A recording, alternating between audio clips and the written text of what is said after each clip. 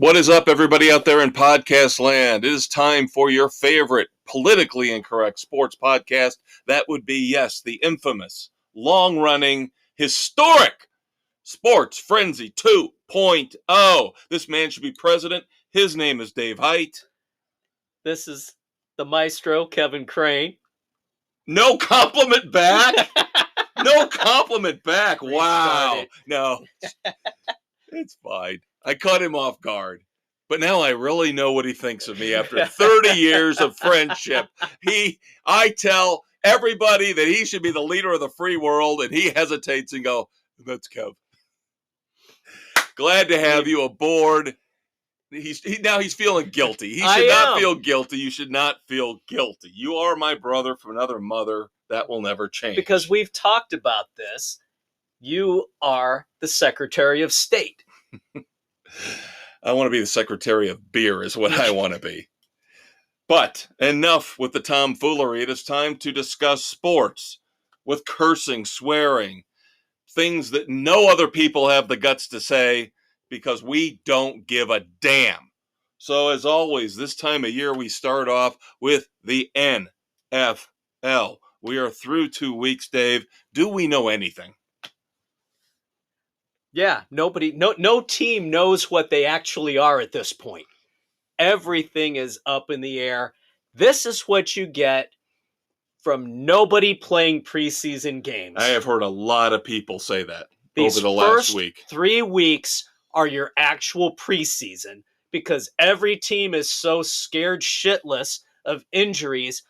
Guess what? First couple weeks, how many big injuries have we had? Yep. It doesn't matter. If it's going to happen, it's going to happen. I would rather see all these issues and everything get sorted out before game one. I hate the ugly football being played to this point. Yeah, and you mentioned injuries. Of course, that is the headline from week 2.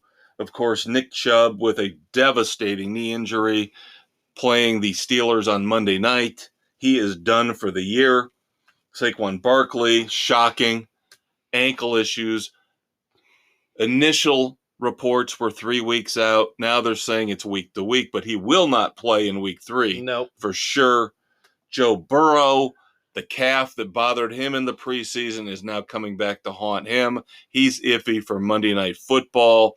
And the scary thing is, when you have a calf issue, that usually, possibly as a football player, leads to an Achilles problem. Yep, it's a precursor. We've seen it time and again. Yeah. And that's not even close. We're just scraping the surface. We don't have time to go through all the injuries. No, but if you've just got a mass chaos. If you've got a fantasy football team, you're scrambling to try to fill voids, fill holes for your quarterback, for your running back position. This is another great example of why teams do not pay running backs. Yep. Because they're dropping like flies. Big time. So you get what you get running through here. Yep.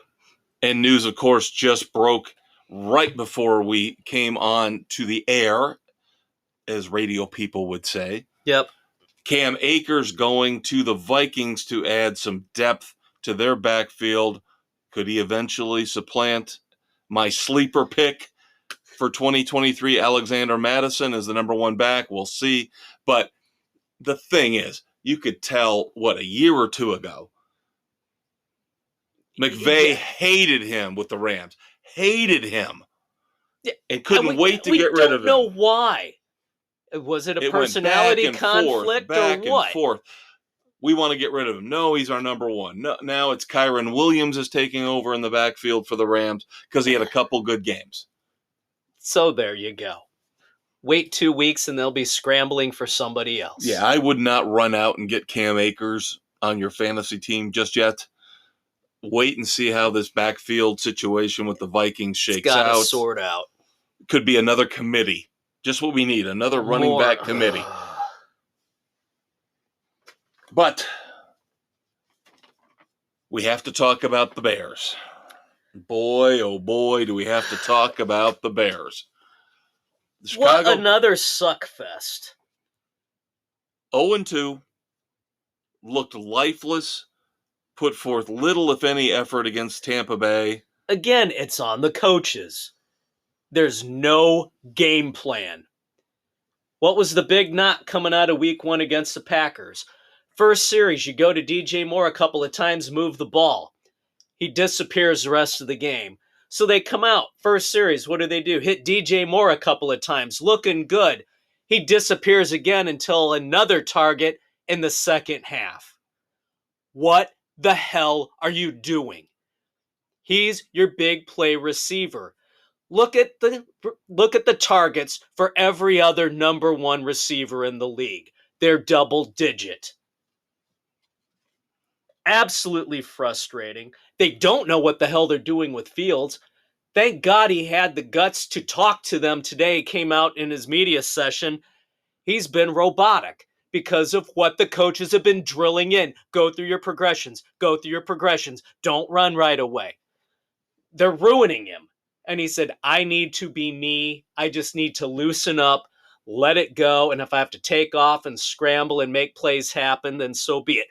That's what you should have been doing all along. Luke Getsy, you're a fucking moron for not doing this the entire time when you had to adjust last season and opened him up to let him play his game.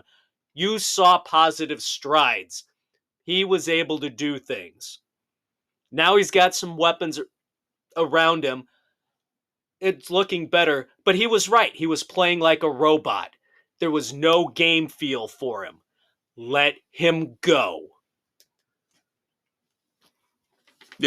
Yep. So, going to be interesting to see how they react considering they are playing the Kansas City Chiefs this week. The Chiefs could put up 100 on this shitty-ass Bears defense. Well, speaking of which, we don't know what's going on, but defensive coordinator Alan Williams resigned today. Yep, he missed last week for health and family issues. Now, there's some nasty rumors circulating on social media about possible issues with the law. We will not get into that. That's not fair. No. Despite how nasty and horrible we usually are, this would not be right until there's confirmation. Yeah, there's nothing there right now. Bears have said no. Law enforcement has not been to Hallis Hall. We'll wait and see. Are they blowing smoke like they usually do? We'll have to wait and see. Yeah, and the sad thing is, our buddy Jamie's a big Bears fan. He's been texting us today about this. And this, as a Bears fan, number one, I am getting fucking sick and tired of always saying, well, remember 1985? Remember the 85 Bears? Because every other fucking year has been a train wreck. Even the Super Bowl year, when they started Rex Grossman instead of Kyle Orton. Every other fucking year for this team is a train wreck. If it wasn't for the Cleveland Browns, we would be the laughingstock of the goddamn league. And this just puts the nail in the coffin, the icing on the cake, and I'm sick of it. Your quarterback comes out criticizing the coaches. Your defensive coordinator resigns for reasons maybe to be determined. And you have a head coach who sounds like he's completely frickin' lost in every media session. Because, again, I've said this for weeks and weeks and months. This cheap-ass organization will not spend money on a top-level coach. They will not.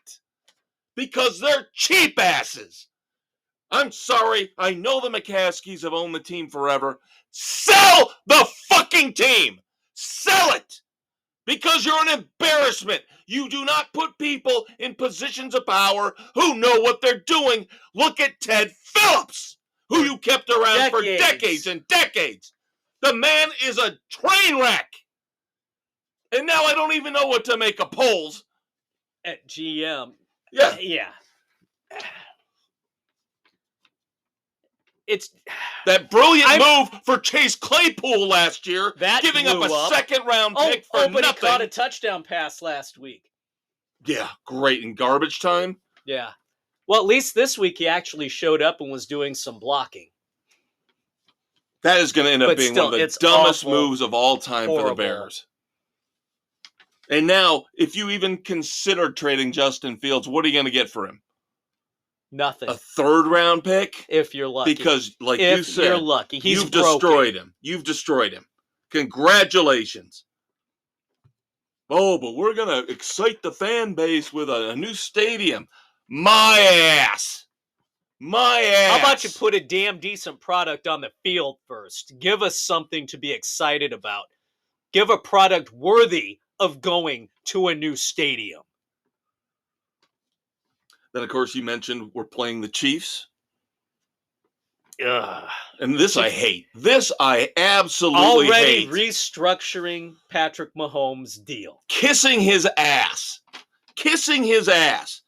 Because they had him locked up under the old deal through 2031. Yeah. And they tore it up and dropped it down to a 4-year deal, fully guaranteed $210 million.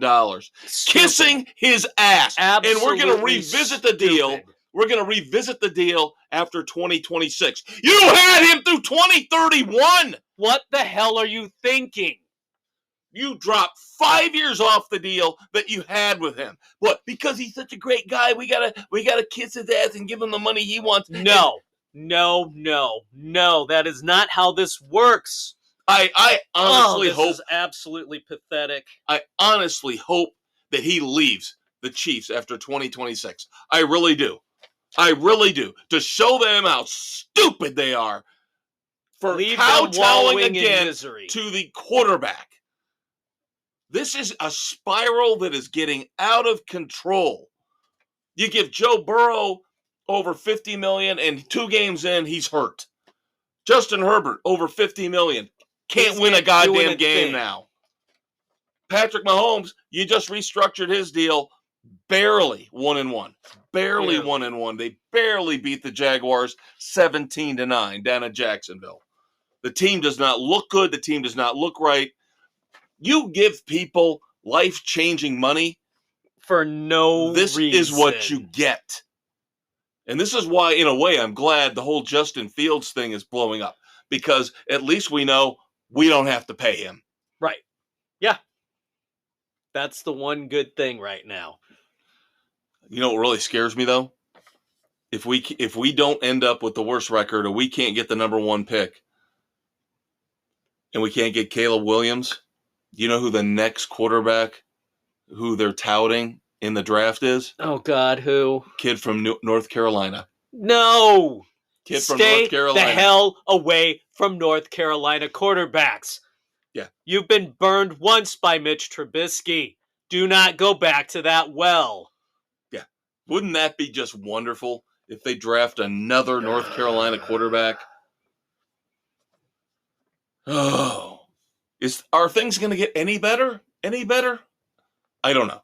But let me give you a little bit more negativity. This past Thursday night, even though the Vikings lost to the Eagles on Thursday Night Football, you're going to love this, Bears fans. Justin Jefferson actually surpassed in yardage every single receiver in Bears history. Justin Jefferson, as of last Thursday night, would be the number 1 all-time receiver, running back, tight end, doesn't matter, wide out, doesn't matter. He would be already the number 1 wide receiver in Bears history, yardage-wise. How's that make you feel? Absolutely freaking pathetic. I think they said Alshon Jeffrey is number 3 all-time. How sad is that? How sad is that? No, Walter Payton's in the top 5. Yeah, he is, because they made a point of saying that just because he's the number 1 above all Bears receivers doesn't mean all wide receivers. Right. Right. So they were talking running backs too. Yeah. It's absolutely pathetic. So the Bears have never had a quarterback that can excel for a long period of time. Because the quarterback obviously feeds the wide receiver. Yep. Ugh. You know, kind of makes you wonder what would have happened if the Bears would have won that coin toss. and got Bradshaw instead of the Steelers. Yeah. What would the fortunes have been like in that regard? Nah, the coaching staff would have fucked him up. Yep, they would have screwed him up. He would have turned out to be like Baker Mayfield. Hall of Fame nominations were announced. Now, this is the very, very first, setting up for the very first cut. Let's put it that way. So even though we've got 9 first-timers, including Julius Peppers and Antonio Gates, we're talking about 173 total nominees. So we got a long ways to go. There's a long way to go before we start debating and arguing about this stuff. Of course, we mentioned, as we move on to our secondary teams, my Buccaneers beat the Bears 27-17. God help me, they're 2-0. God help me, the Buccaneers are 2-0. They're doing just enough. Yep, they're going to screw themselves out of Caleb Williams. And they're going to end up keeping Todd Bowles as the head coach. But your Dolphins look good. Dolphins not looking too shabby. Defense is playing fairly well. Offense looks halfway decent, so kind of riding high with them at the moment. We'll see if that can continue. Yep, they beat the Patriots up in Foxborough 24-17. And from what I got to see of the game, it wasn't that close. No, it wasn't. I saw a decent chunk of it, and I turned it off because it was just going. You could tell where it was going. So, and it burns me because, of course, I had an island pick on that game for the Patriots because I actually thought the Patriots looked halfway decent in week 1 against the Eagles. And what did I say? That the Eagles looked like they struggled in week 1. And again, it looked like they struggled in week 2. Again, recurring theme. A lot of these teams are not ready yet because they haven't played enough because they get sat for the entire preseason. So there's no game prep for them. There's only so much you can do going against each other, and there you go. It's sad. Yeah, another thing, unfortunately, it's really sad that happened at that game was 53-year-old Dale Mooney died during the game. They're investigating what happened, but by all accounts, he got hit in the head 2 or 3 times during a fight. Yep, he and a Dolphins fan were going back and forth during the game, and after the game, Mooney walked over to confront the guy and challenge the guy. What was he supposed to do? Yep, so by the early indications now is that it was a medical issue. Right. Related to it. That's why they're investigating. Yeah, so we'll have to wait and see. But come on, people. Don't be idiots. It's a frickin' game. Well, and the thing you got to remember is that a lot of people like you and me, we don't go to see live football because, number 1, it's too expensive, and number 2, because of stories like this, you get continuously fights, cursing, swearing, bad behavior. That's just us. What we would do. No, seriously. Yeah, there's too many assholes out there who feel that it's their God-given right to cause mayhem. It's not worth it. Right. Yeah, they get liquored up on $20 beers, and then if they see the opposing team's fan, they feel they have to go berate them, yell at them, spit at them, curse at them, and do worse. It's an unfortunate situation that never should have occurred. And this is almost flipped, where they're saying a Dolphins fan hit a Patriots fan in Foxborough. Because we've all heard the disgusting stories when the Raiders were when they were in Oakland. Yeah, but it was a Patriots fan who went and confronted and challenged the opposing fan in Foxborough. It never should have happened. Right. Well, because you're right, and then the fan actually fought back. Yeah, defending himself. Yeah. You wouldn't have stood a chance in the old Oakland Raiders stadium. No. You would have gotten beaten to a pulp. This guy actually said, all right, I don't care if you don't like the fact I'm a Dolphins fan. Enough is enough. So nothing wrong with that. Stand up for yourself, kids. All right. Other games from last week we need to discuss. Again, it's week 2. Do not panic unless you're a Bears fan. Because the season's already lost. Fantasy football, if you've got 1 win after 3 weeks, you're okay. You need to go at least 1-2. If you go 0-3, then screwed. You got trouble. All right, so we mentioned the Eagles beat the Vikings on Thursday Night Football. The Falcons 2-0, gotta be smoke and mirrors. I don't know how that happened. Jordan Love did not look good. My understanding is Jordan Love did not look good at the end of the game. 0 for 5, and basically got the ball back to the Falcons, who came down and won the game. Yeah. So Jordan Love is not yet the savior, the third great Hall of Fame level quarterback yet for the Packers. Bills took care of business, destroyed the Raiders. Bengals, we mentioned the problems, Joe Burrow. Yep. So they're 0-2, looking at 0-3 now if Burrow doesn't play Monday night. Yep. How do the frickin' Lions blow that game to Seattle? They're the at Lions. Home? They're the Lions.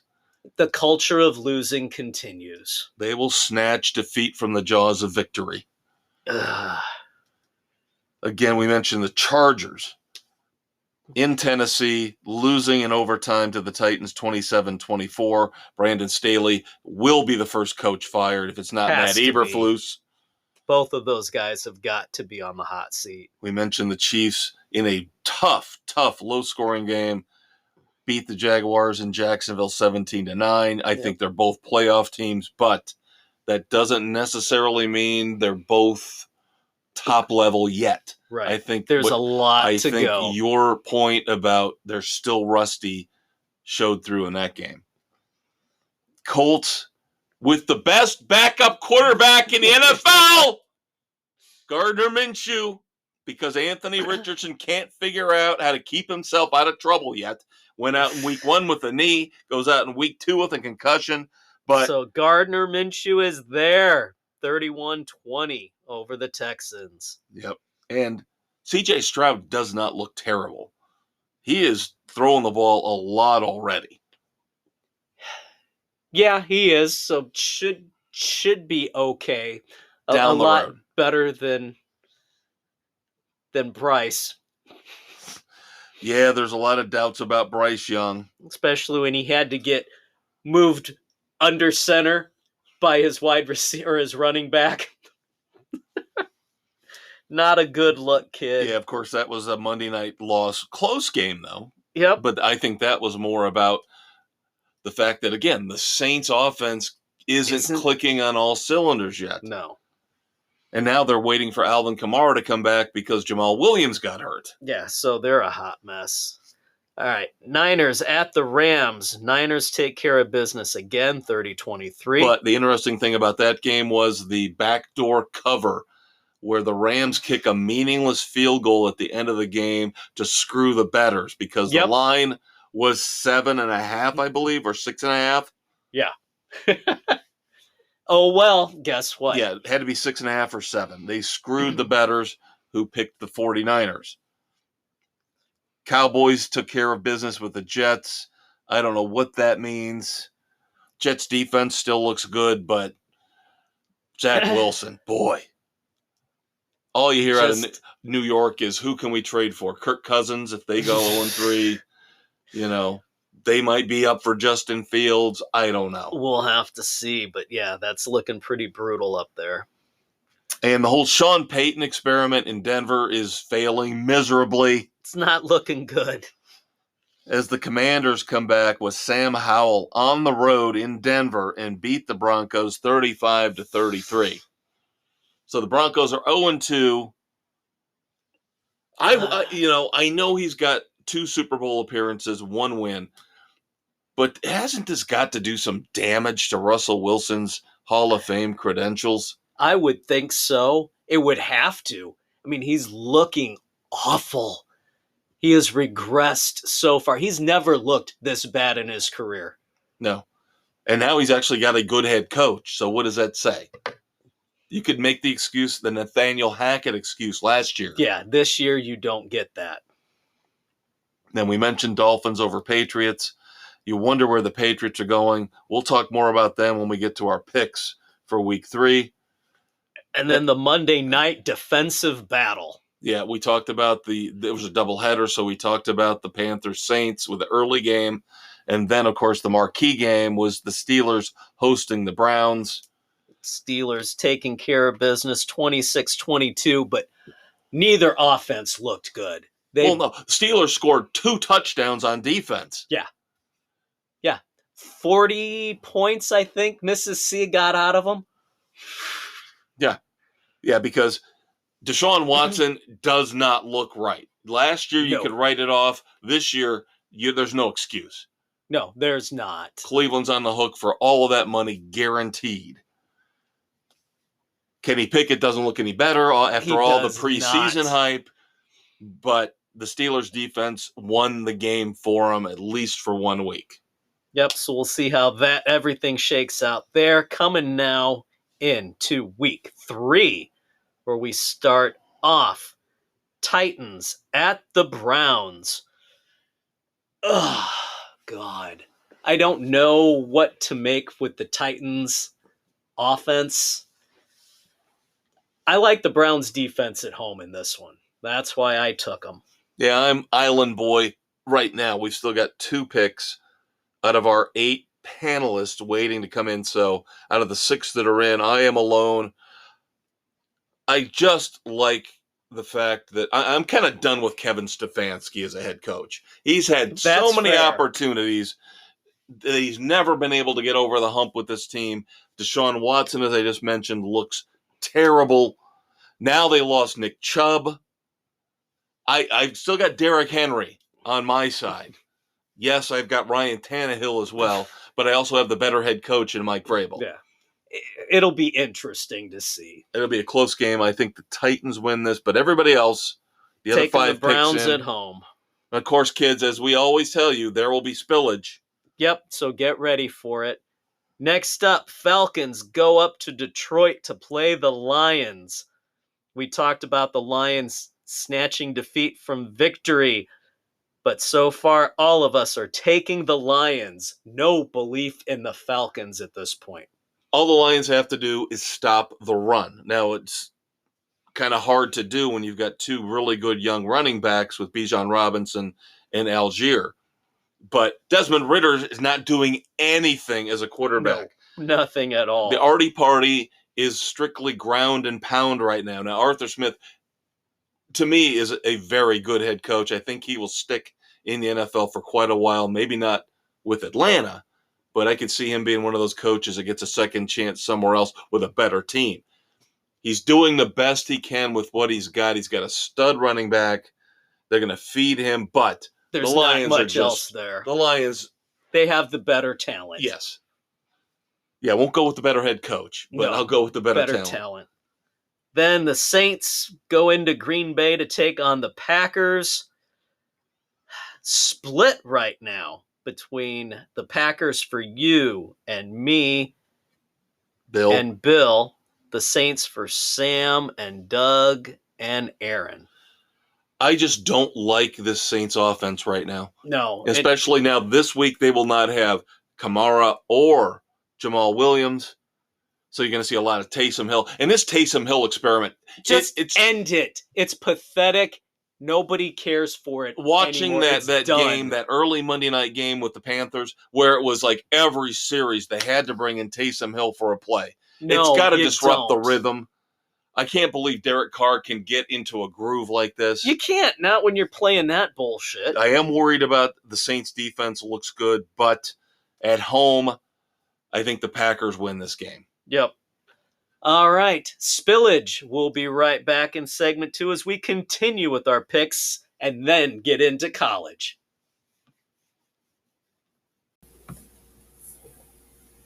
Hi, I'm Patrick, not Pat Mahomes, Super Bowl champion and MVP. And when I'm not trying to keep my wife and brother in line, I'm listening to Sports Frenzy on Spotify, Google, Radio Public, Pocket Cast, Apple, Overcast, Castbox, Stitcher, Amazon, and Audible. Brittany, come on, stop posting on Twitter.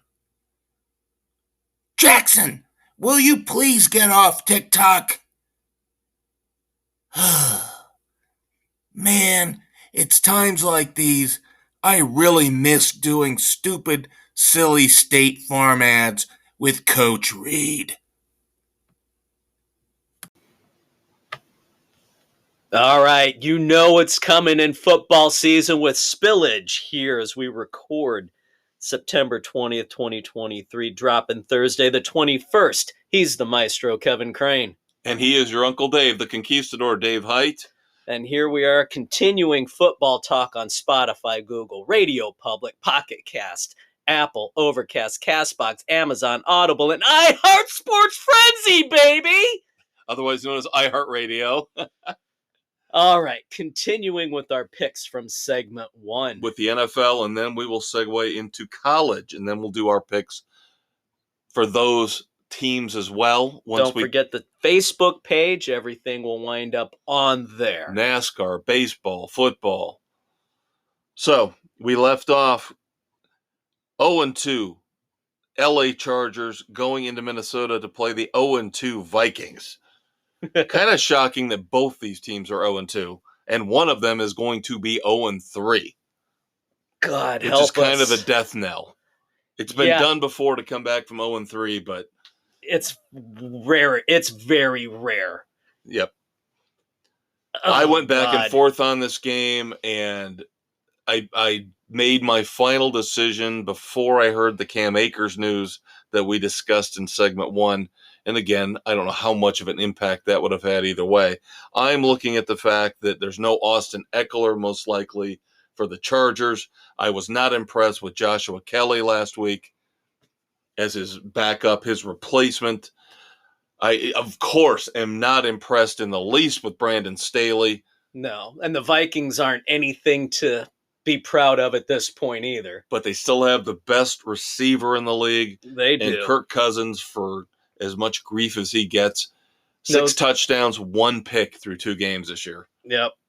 That's all right. I'm still discounting the Vikings, and I am on Charger Island at this point. Right now, 6 of our 8 panelists have their picks in, so there could still be somebody else join could you on the island. Join me, but you never know. Yep. Another tough game to pick. Patriots at the Jets at MetLife Stadium. This is so difficult for me to think of the Patriots going 0-3, but have they shown enough through the first 2 weeks, despite a brutal schedule at home with the Eagles and the Dolphins? Have they really shown enough for me to believe they can score points on this Jets defense? No, I haven't seen it. It's just not there.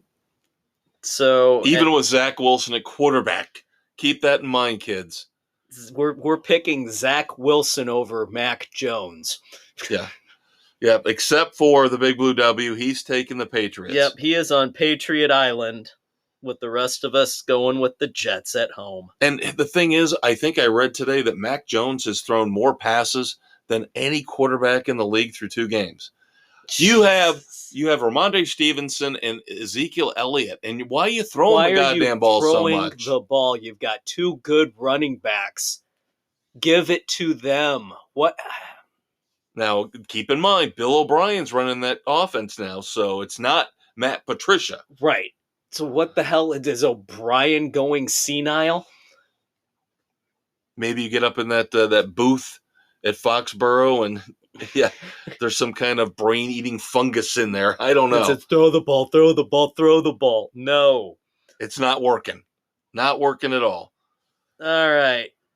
Bills going on the road to Washington to take on the Commanders. Yeah, Bills across the board.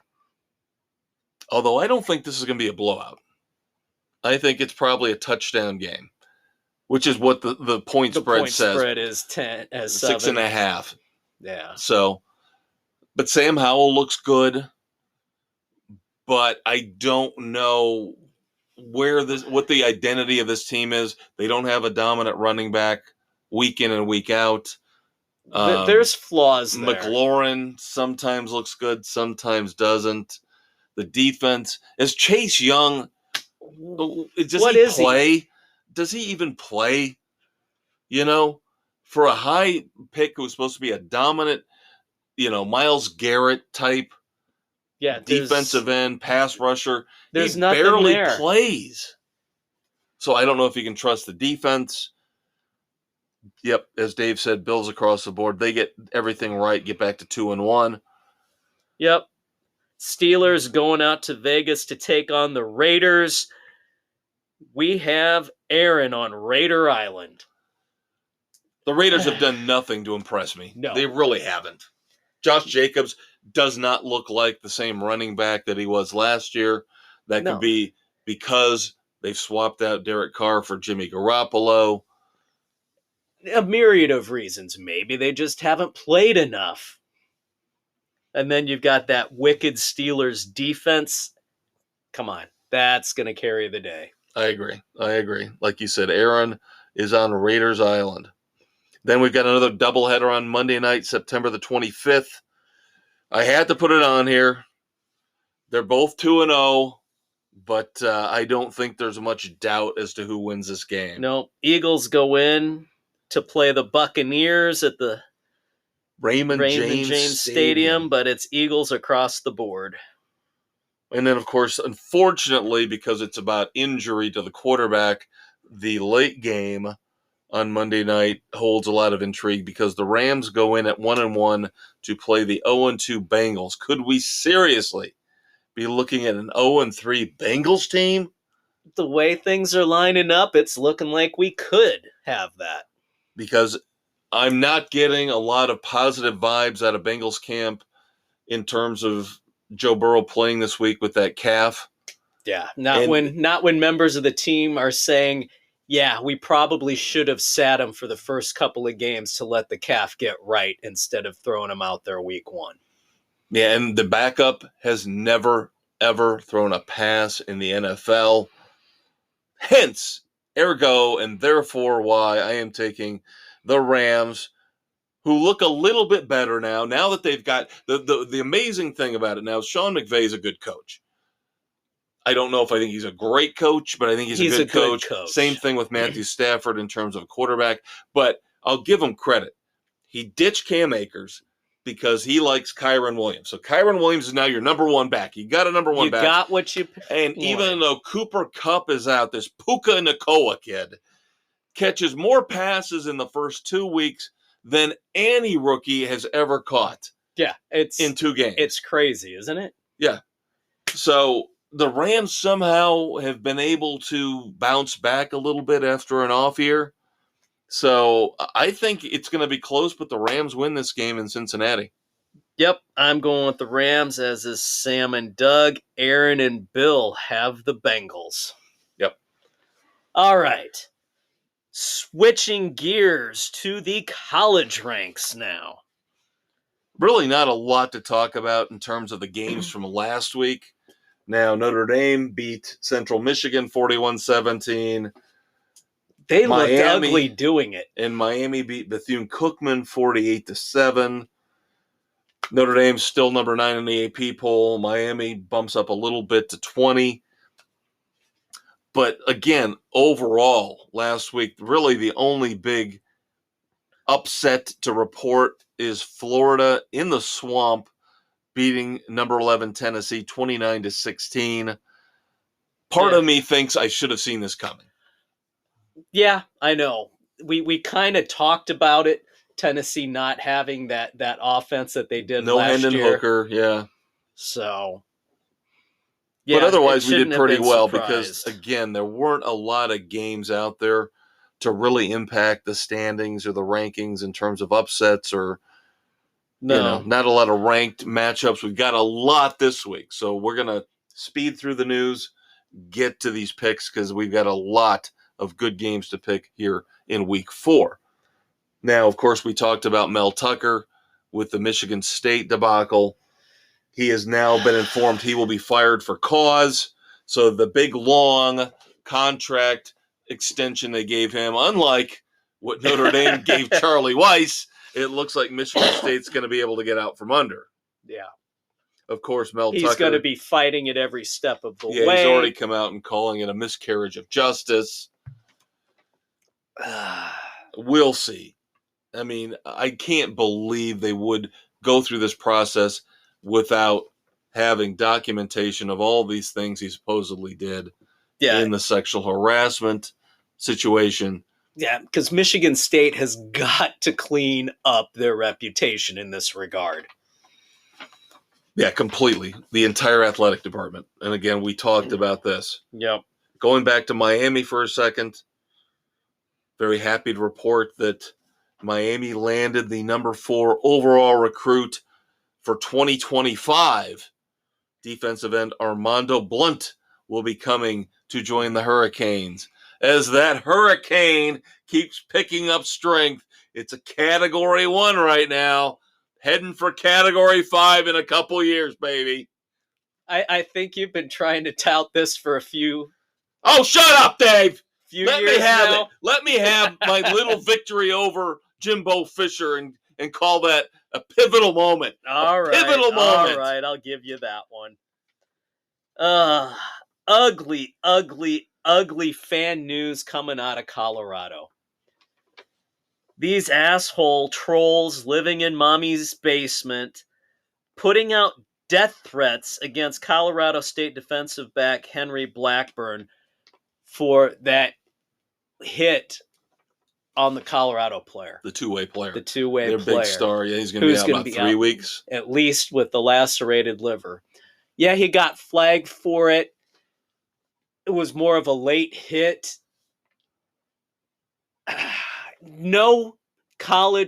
Nobody should receive death threats over a damn game. That is completely asinine. And at least Deion Sanders did the right thing and called them out on it. Yes. Yeah, but I'll tell you what, I am tired. I'm so over it. I'm worn out already by the Deion Sanders hype train. God help me, Oregon, kick the living shit out of them this week. Please. And then USC the next week, shut them up. Please. Shut this whole thing down so we can move on. Oh, the most highest rated show ever. Game ever with Colorado State. Oh, shut up. Shut up. Because most people were trying to tune in to watch Deion go down. I can't buy into the fact that this arrogant asshole is being touted as the next great coach. Yeah, well, he's going to wind up coaching the Cowboys here in another year. Yeah, what next? Terrell Owens going to start coaching? Would it surprise you? Ocho Cinco? Would it surprise you?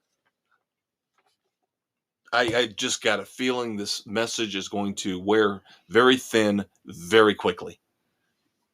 Absolutely. All right, shall we move on to the games for the week? Yes, I think we shall. All right, Friday night, September the 22nd, Boise State at San Diego State. Did you want to recap or no? No, like I said, there's nothing to recap other than Tennessee, Florida. All right, let us continue. I don't think any of those games are worth mentioning. All right. Boise State at San Diego State, Friday night, the 22nd of September. I like Boise State in this. I usually like Boise State. I just don't know. This I did not have a feel for, and I went to my fallback position. When in doubt, take the home team. And you and Aaron go with San Diego State. The other four of us, for right now, with picks in, take Boise State. Yep. All right. ACC matchup. Big one. Number 4, Florida State at Clemson. Unranked Clemson. A noon Who saw that coming? Yeah, noon. It's a noon kickoff on Saturday, the 23rd. That should tell you right there how this game has fallen from grace. Yeah. This should usually be an 8 o'clock matchup. Yeah. But, because Clemson has not looked good over the last year plus. No. And I don't have any faith in them right now. I just don't. No, there's no reason for optimism at the moment. But Bill is on Clemson Island so far.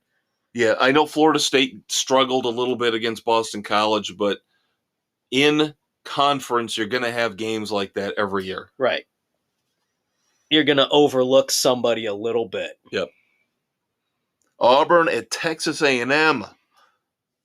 Can Jimbo Fisher keep his job for another week, or will Auburn really put the final nail in the coffin? Because I'm hearing already the boosters have the money to buy him out. The boosters have the money to buy him out. Of course they do. Because they had the money to get him, to give him the big contract. Of course they have the money to buy it back out again. Oh, I'm sure some of them put it in a special account, just waiting for the moment, knowing what happened at Florida State. You could see the writing on the wall. I think he's going to buy himself another week. I don't have a good enough feel for Auburn to think that they can beat A&M at home. Now, Doug and I are going with Auburn. Yep, the other four go with Texas A&M. I think Jimbo Fisher's on the train out of town. SMU at TCU. The battle of the initials in Texas. I think TCU is starting their slow climb back to relevancy. I'm not saying they're going to get to the college football playoffs again, but after that embarrassing loss to Colorado, they're finding themselves again, and at home, it's the Horned Frogs across the board. Number 15, Lane Kiffin and Mississippi go in to play number 13, Alabama in Tuscaloosa. Alabama's got some offensive issues. Well, they keep switching quarterbacks back and forth. They don't know who they want. Obviously, Notre Dame transplant Tyler Buckner did not fare well. And I think you're starting to see what Notre Dame fans knew. Tommy Rees is not a good offensive coordinator. I was waiting for that. I'm still not to the point yet where I can take Lane Kiffin beating Nick Saban in Tuscaloosa. That's where I'm at as well. As much as I wanted to take Mississippi, I don't see Saban letting that happen. I don't see him losing 2 games this early in the season. No. They will stumble it later on, but I don't think it's going to be this one at home. Right. So you and I and Bill take Bama. Sam and Doug and Aaron, though, take Ole Miss. Yep. Like I said, I thought about it, but they're not going to lose this one at home. Another impressive matchup. 2 top 25 teams. Number 22, Chip Kelly's UCLA Bruins on the road to play number 11, the Utes. Yep. And Bill is on UCLA Island right now. Utah's, number one, you've got a great head coach who can adjust. He's dealing with quarterback injuries, but he's dealt with them here through the first few weeks very well. I don't see UCLA being, again, UCLA has gotten better with Chip Kelly, but they're not good enough. They're not to that next level yet. No. Kind of like with what we're talking about with Lane Kiffin in the last game with Mississippi. Haven't gotten that team to the next level yet. We're seeing it right now with a team like Florida State. We're seeing it with a team like Texas. Yeah. But we're not seeing it with teams like Mississippi and here with UCLA. Nope, and Utah has been at a decent level for years now. Yes. All right, I love this game. BYU at Kansas. This is going to be a fun one. I think this is smoke and mirrors. I don't like this spread at all. I don't understand where the spread is coming from. Yes, Kansas is better than the laughingstock they were 4, 5, 10 years ago. But BYU is still a solid program. I don't know how Kansas is favored by 9.5. I don't get that either. Even if they're at home, I think that's still too much. A lot of us are looking at this like a sham spread because you and I, along with Doug and Aaron, are all taking BYU. Only Sam and Bill go with the Jayhawks at home. Yep. Yeah, no, BYU. It's a much better team. Texas Tech at West Virginia, 2 teams I usually love to put in our weekly picks because they're always competitive, not always winning. Not always losing. They're just kind of they're a thorn in your side. They will do just enough to screw you every step of the way. Yep. So that's why I love to have them every week. So they play each other this week. I like Texas Tech a little bit better on the offensive side, so I am going with Tech on the road. When in doubt, home team on this one, West Virginia. Aaron is with you. The other three, Sam and Bill and Doug, go with me with Tech. All right, I got to bring this up. Okay, as we go to Oklahoma State and Iowa State. What the hell happened to Oklahoma State last week, losing to South Alabama 33-7? Gundy is always going to have that one game where he looks like a complete moron. Oh, my God. That was pathetic, though. And I know Oklahoma State was not expected to be great this year. Transition year for them. But still. I got to believe this is a bounce back because Iowa State can't score. Yes, Iowa they have a great State defense, but doesn't have an offense because of the betting scandal. They've been getting trounced, and yet they're favored in this one? by 3.5. How? I don't get it. I'm taking Gundy. I'm taking the mullet. I'm taking the mullet. I'm taking the 40-year-old man. I'm 40. Come after me. So you, me, Doug, and Aaron. Iowa State for Sam and Bill. All right. Another great top 25 matchup. Number 14, Oregon State, and number 21, Washington State. It's the Pac-2 Bowl. Yeah. Exactly. The final two teams who are going to be left in the Pac-2 next year. Both ranked. God bless them. For being this good with all the chaos around those programs. It's a shame they have to meet this early in the season. Yep. They should just play for the championship. Screw the rest of them. Yeah, F it. You're all leaving. Fuck USC. Fuck UCLA. You're all leaving. Oh. I like Washington State's offense a little bit better. So do I. As does Doug, obviously taking them. But it's Oregon State for Sam, Bill, and Aaron. So we're split right now. And then, of course, the primetime matchup here in South Bend, Indiana. Number 6, Ohio State at number 9, Notre Dame. You know damn well who I'm taking. It's a split. I really was leaning at Ohio State, but then could be that year Notre Dame pulls that big upset. They have the experienced quarterback at home. You've still got the untested young guy at Ohio State coming on the road in his first really big environment. Would it shock me if Notre Dame won? Absolutely not. But I just don't know if I see it. Because Ohio State, of course, is going to recruit better. I like them overall better as a team. Sam Hartman might be the better quarterback. Of course, you're alluding to him. Yeah. I think I was hearing, of course, local media brag, Notre Dame's top 5 in this defensive category. It doesn't matter. You haven't played anybody yet. Now you play the big boys. So now let's see. Ohio State hasn't played anybody yet. Nobody's either. played anybody yet for the most part. So here you go. So Ohio State for me and Sam and Bill. Notre Dame for Aaron, Doug, and of course, your Uncle Dave. Mississippi State at South Carolina, a nice little tasty middle pack SEC matchup. Yep. I just have a thing for South Carolina. Last year, they played so well. Not the Cox, Dave! I did not say that! I did not say I had a thing for the Cox. You choking on your beer,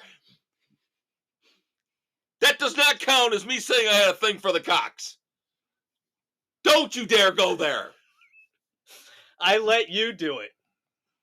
Oh, son of a bitch! I said nothing. All right, I got a thing for the Cox. Ladies out there, disregard that statement. It's not true! Right. It's not true! No. That's right. Everybody else except for Doug is with you with South Carolina. I just like the way the Gamecocks finished up last year. Yes, they haven't performed quite as well here at the start of 2023. They've had some performance anxiety. And, of course, with Mississippi State, we don't have the Pirate anymore. Right. They're still lost in transition. Yeah. They're not terrible. They've done okay. getting over the loss of Mike Leach. But, yeah, like you said, everybody but Doug going with the Gamecocks. And then finally, another game I waffled on at the last possible second. Screw the point spread. I looked at the numbers. I will go on UCF Island. I don't like Kansas State. I have never liked Kansas State. They're one of those teams that always kind of does okay and sneaks into the top 25, and then they find a way to shit the bed. Going back to the years with Bill Snyder. Yep. I think UCF still has a dynamic offensive program. I almost went there with you, but it's Kansas State at home. And they're favored by 6. I get it. But again, I look at that point spread. I don't even look at the point spreads when I make my picks. No, you just look at your bowl of SpaghettiOs and hope that the numbers and the letters align to tell you which team to pick. This week, the silver and purple just called to me. Yeah, sorry. I will go with Central Florida, go with UCF. My boys down from Orlando. Yep. So I will be on that island, and that's fine. And there you go. So that is all of our college picks for you. Of course, we still have to talk about baseball. We still got NASCAR. We've got some badasses, some dumbasses. We'll try to fit it all in 3 segments. We might have to go 4. We'll see what happens. One never knows. Because we do have a lot of NASCAR news, a lot of racing news to talk about. So we might have to go 4. We'll see. We will do as we see fit. And maybe you just get a couple extra bonus minutes of the charisma and charm of Kev Dave. And who doesn't? Bully for you. Bully for you. Go Cox! We'll be right back. Feeling mildly fatigued? Need a day off even if you just took one a few days ago?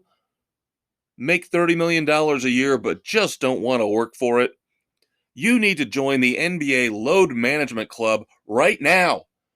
When they're not napping or texting, guest lecturers Anthony Davis and Kyrie Irving will describe foolproof ways to earn tens of thousands of dollars by not doing anything. Sports Frenzy 2.0, available on Spotify, Google, Radio Public, Pocket Casts, and wherever you listen to your favorite podcasts, is currently negotiating with LeBron James to bring his popular How to Make the Hall of Fame Without Really Trying webinar live and in person to the Load Management Club.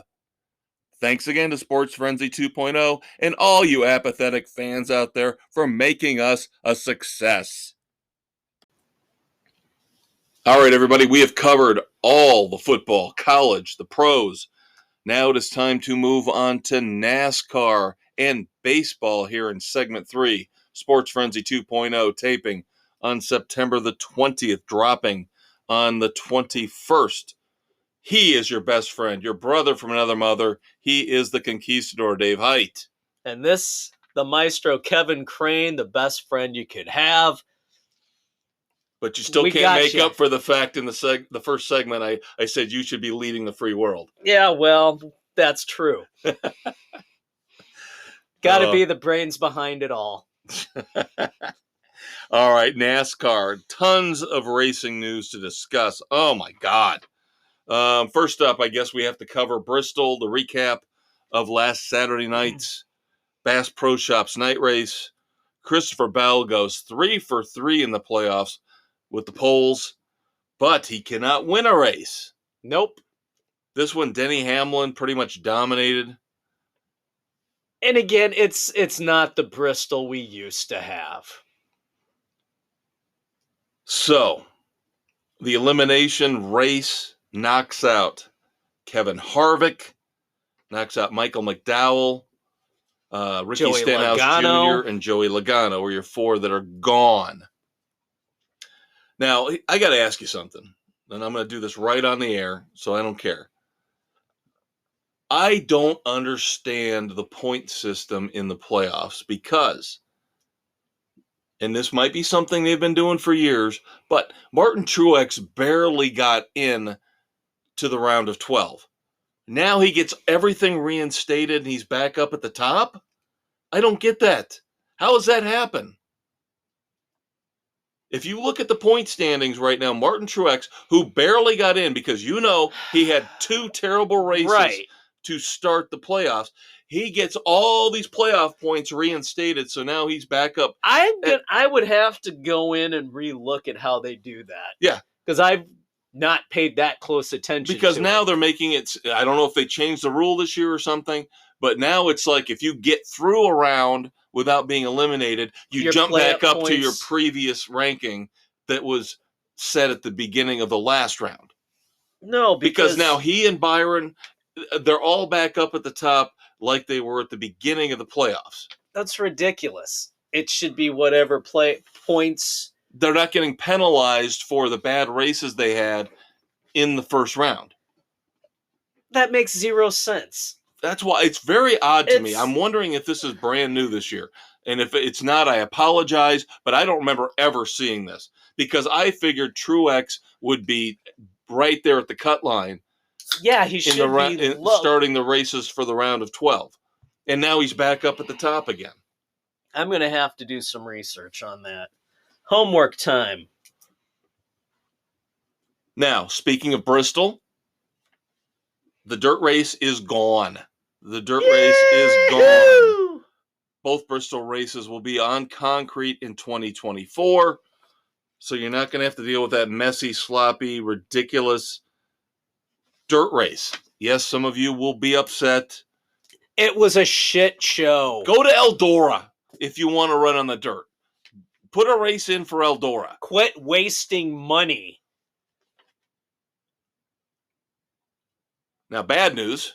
Good news, as Dave and I look at it, going back to 2 regular Bristol races as opposed to 1 on dirt. Bad news is the Clash is back at the LA Coliseum. Oh, for the love of God. It's not a good race. It's not. February 4th, 2024 will be the 3rd annual Clash at the Coliseum. God, it's awful. It's horrible. Well, Dave, good news, diversity. They're going to run a Mexico Series race in the Coliseum earlier in the day before the Clash. What the hell's that got to do with anything? They're showcasing diversity. Those talented drivers in the Mexico Series. Okay. It still doesn't discount the fact that the racing at the Coliseum sucks. Well, another track is getting screwed. While the Coliseum continues to get the Clash, Bristol will have its 2 races. For the first time since 2009, no race in any of the Cup or the NASCAR levels, Cup, Truck, Xfinity, at Road America.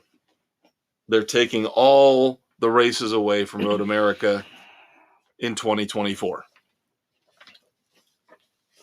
Whatever. See, I thought that would bother you a little bit more. It bothers me. I kind of liked Road America. It was all right. Why is COTA, why is Circuit of the Americas so much better than Road America? In Texas. I want them to go back to Riverside. Dump Sonoma and go back to running Riverside. Hopefully we will see more changes in the schedule in the next year or 2. I'm already hearing rumors, just rumors, that they're going to pull the Texas race out of the playoffs and move it to the spring. The Texas race we're going to be picking in just a few minutes. Yeah. All right, here's one for you. Let them run Willow Springs. Ooh, Gran Turismo. It's the one where, I can't think of his name. The driver driving the Cobra wrecked and lost his life. The British driver making the run. I can't help you with Ford that. versus Ferrari. Oh, they God. were testing. At the Willow one Springs. that Christian Bale played. Yeah. Oh, I can't remember his name. They were testing at Willow Springs. Yeah. And he lost it in one of the corners. Yeah, and of course, that's one of the more prolific tracks on Gran Turismo, the video game. We've got charter news, which is very odd and very interesting at the same time. Spire bought Live Fast's charter for the number 78 for approximately $40 million. Now, here's the tricky part of this whole deal. Zane Smith is going to run in that car in 2024, but Spire and Trackhouse have an arrangement where in 2025, Zane Smith goes to Trackhouse.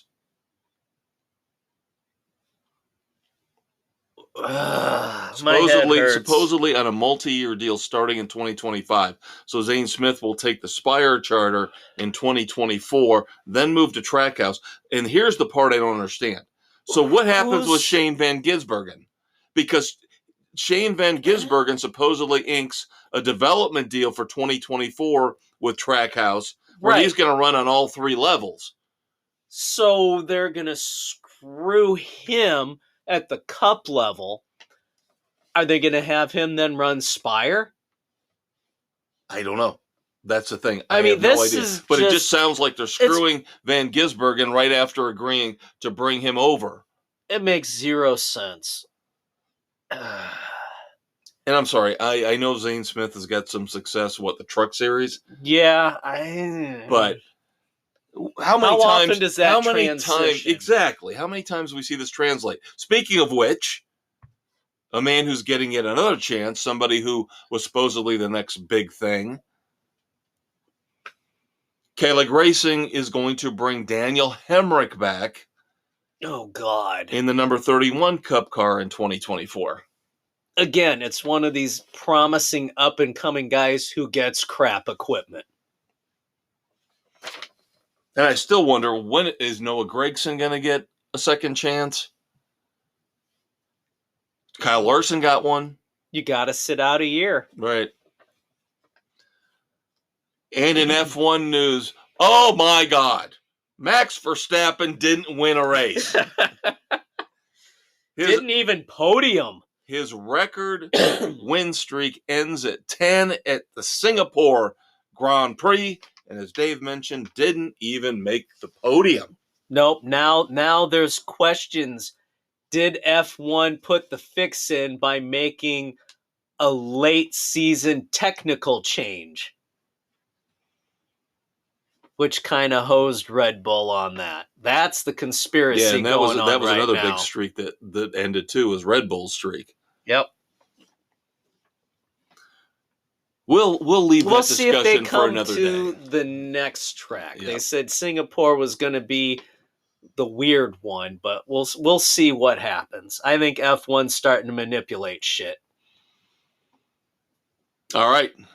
Playoff race 4. Speaking of manipulating shit, we're waiting for NASCAR to figure out a way to manipulate things so the guys they want make it to the Final Four. We're going to start seeing that now, I guarantee you. Playoff race 4, September the 24th, the Auto Trader Echo Park 400, Texas Motor Speedway. Yeehaw! Tough pick for me. Very tough pick. I didn't know where I wanted to go. Of course, Sam has now taken over the lead. So Sam goes with Tyler Reddick, as does Bill. I would have probably taken Tyler Reddick if Sam had gone somewhere else. But I have a backup for Tyler Reddick that I'm going to use later on. So I am going to go with the man I just talked about, who somehow reinstated at the top of the rankings, even though it's not his best track. I think, and we'll talk about this later, the inspiration for what happened this past week to him personally will push him not to win. I don't think he's going to win Texas, but I think he's going to post very, very good numbers. Martin Truex Jr. for me at Texas. I got nothing to lose. I'm going with Mr. Larson. I gotta get my points up there to try and not be in the basement. I gotta go for that 5th finishing spot. And of course, one of your competitors in the bottom half, Nick, is Nick also taking Kyle Larson. So, and then we've got Doug, who's in the hunt, takes Kyle Busch, and Aaron is going with Kevin Harvick.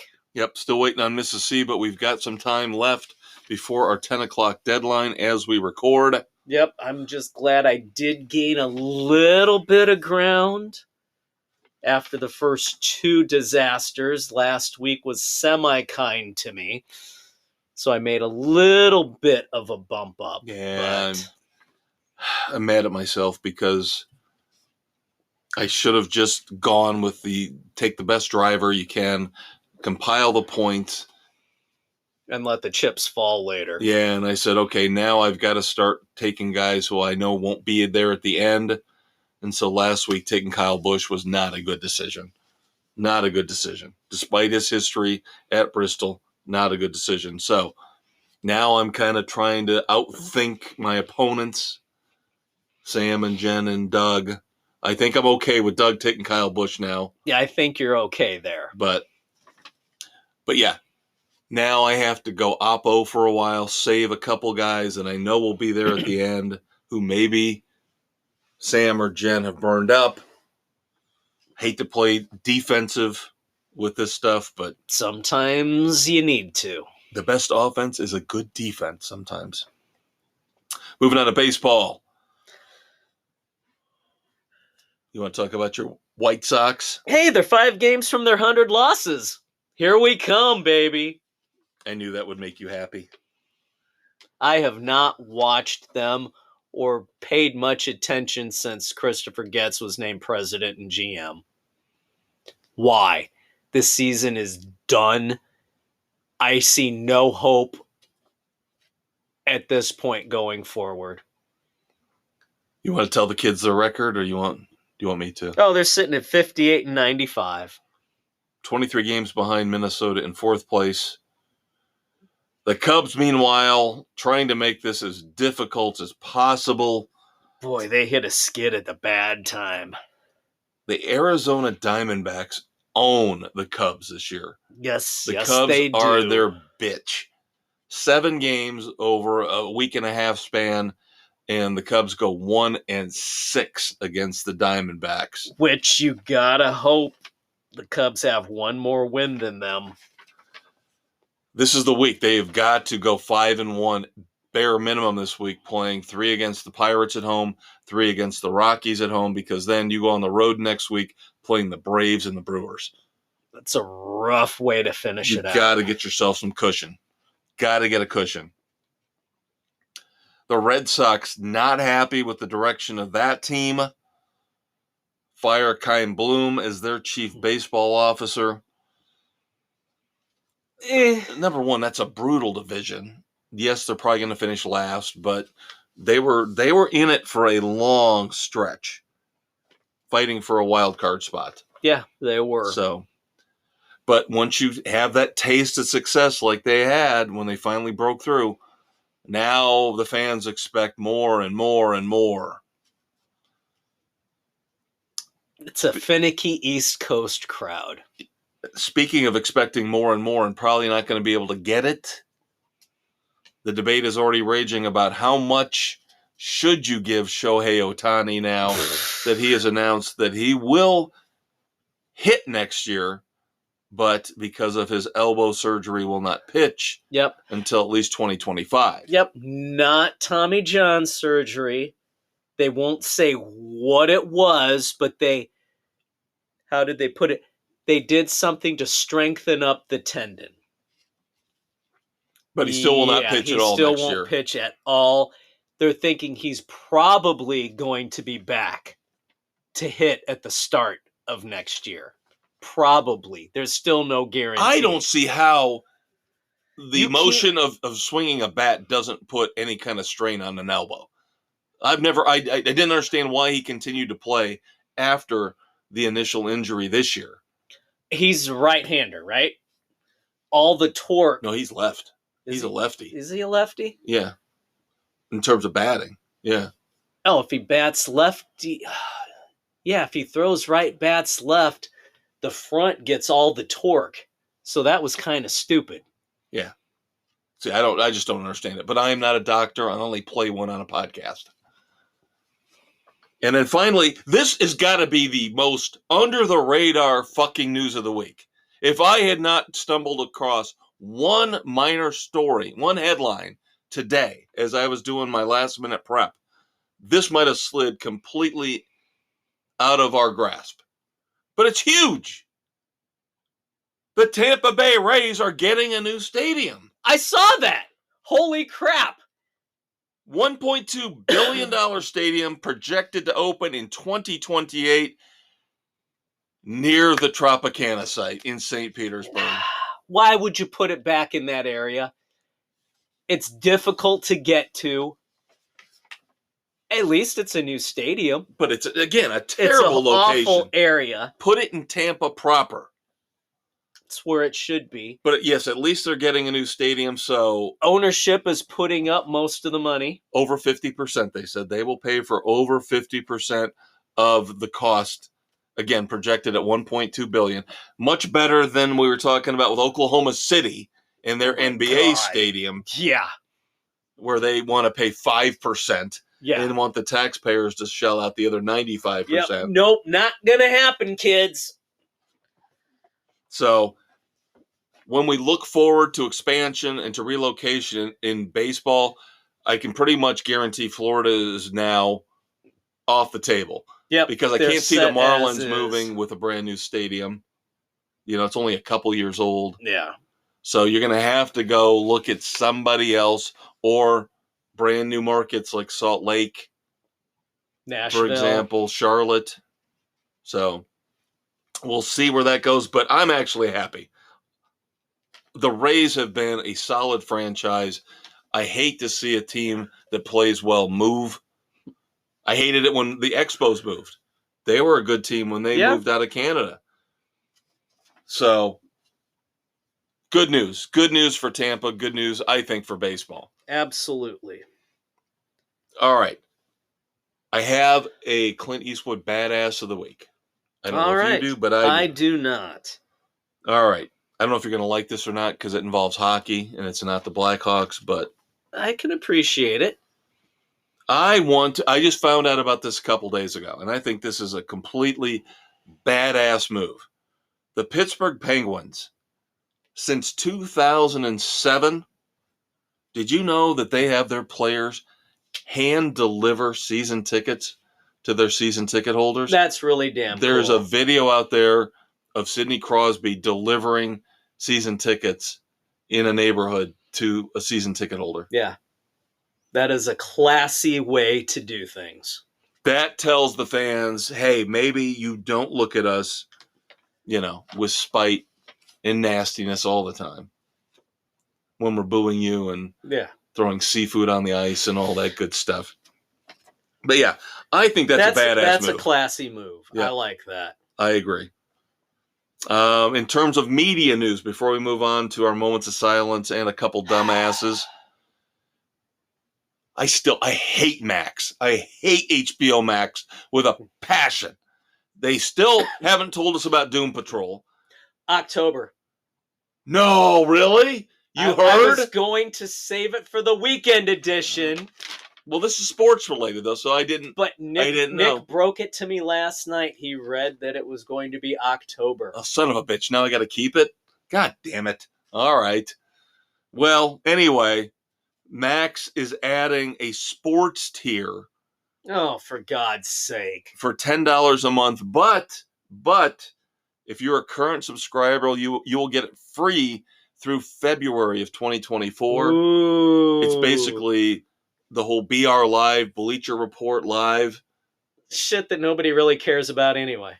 Yeah, but they're bringing in, let's put it this way. If you didn't have cable, it would be very nice to have because you will get to see all the TNT, TBS sporting events will be brought in on this tier. Yeah, is it worth $10 a month? Probably not. Getting it free for 6 months, I'll take it. Now with Doom Patrol, great. Now I got to keep it. Son of a bitch. All right, moments of silence. Of course, we alluded to this one earlier. Martin Truex Jr., his ex-girlfriend, long documented battle with cancer, ovarian cancer. Sherry Pollux passed away at 44 years old. I will have a follow-up on this, unfortunately, in the dumbass segment. But you can say what you want. They split. You can say, gee, great time. You split up with your girlfriend with cancer. But he was with her for a long time. Yeah. When she'd been diagnosed. So it's not like he dumped her the minute they diagnosed her with cancer. Right. Things happen. Life goes on. For some folks, unfortunately, hers was not to continue. Roy Kidd, Hall of Fame college football coach, 6th winningest coach in NCAA history, has passed away. Thoughts and prayers to his family and friends. And then, of course, kind of expected because of his bicycle accident a while back, but Buddy Tevens. Yeah. Legendary coach, I believe, Dartmouth. Yeah, I believe so. Finally passed away. So, thoughts and prayers to his family and friends and the whole Dartmouth football family. Please tell me I'm right on Dartmouth. I know it's one of those Ivy League schools. Yeah. But I thought that's what I had seen. Now, we don't have enough dumbasses here to play dumbass or not, and you will not get a bonus segment this week because it looks like we're going to be in good shape. We're going to cover everything in 3 segments, but tying in, unfortunately, to the death we just mentioned of Sherry Pollux, Martin Truex's ex-partner. I guess you can't call her a girlfriend. I don't know why, but the idiot of all idiots, Danica Patrick, had to get on social media and just tear Martin Truex apart. She didn't like the statement that he put out in response to Sherry Pollux's death.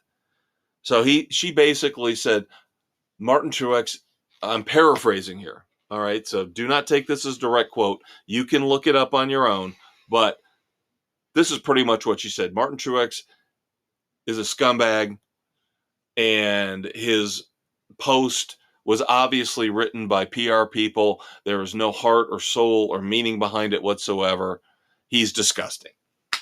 Shut up, Danica, you twisted twit. So you dated Mr. Ayahuasca. You were almost married to him. What kind of judgment do you show in your life making choices like that? You left Ricky Stenhouse Jr. And of course, she's going to say, well, I know what happens in the garage, so I know about Martin Truex Jr. Yeah, and we all know you're an idiot. I am not saying Martin Truex Jr. comes off as the nicest, most affable guy in the world. But for the love of God, he's not Mr. Gregarious and outgoing. He's very private and personal. I read the statement that he put out, and it was what you would expect. It was very thoughtful, caring. It was not an overpouring of emotion. But that's not who he is. I'm sure he did get help from somebody in PR because he wanted to make sure he worded things the right way so it came off with the right level of honoring her and expressing his feelings without going overboard. What's he supposed to post? Oh my God, Sherry's gone. What will I ever do with my life? He was the love of my life for so long. No, you can't be... No. You can't overreact. Sorry. No. Danica's a dumbass. Yes. Baylor University. Finally